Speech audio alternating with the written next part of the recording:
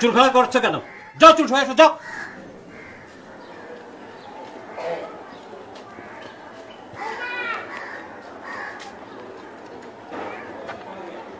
চুল ঠিক করে এসো।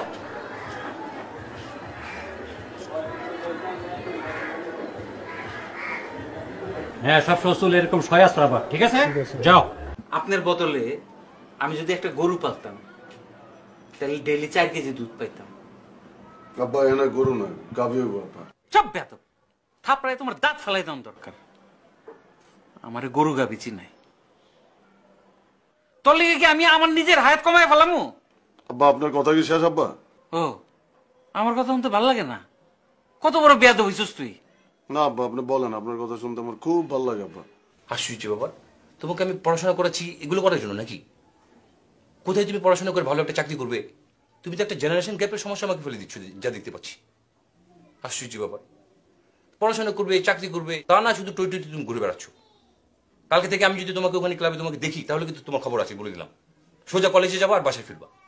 ফাইজলির বাইসে একটা আমাদের 12টা এখনো হয়ে গেছে। কোন বাড়ির পোলা হয়ে থাকে 12টা মধ্যে? ওই ঘুম থেকে মনে হয় 5টা সাজানো হয়ে গেছে। পিন্ধনে তো লঙ্গি।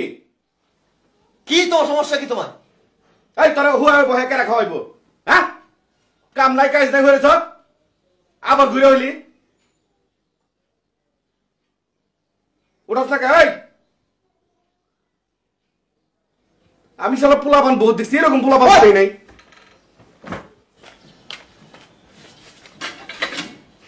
ঘুম থেকে ওষুধ 12টায়, মুখ দুইটা লাগবে তোর 1 ঘন্টা, তার মানে বাজবে একটা।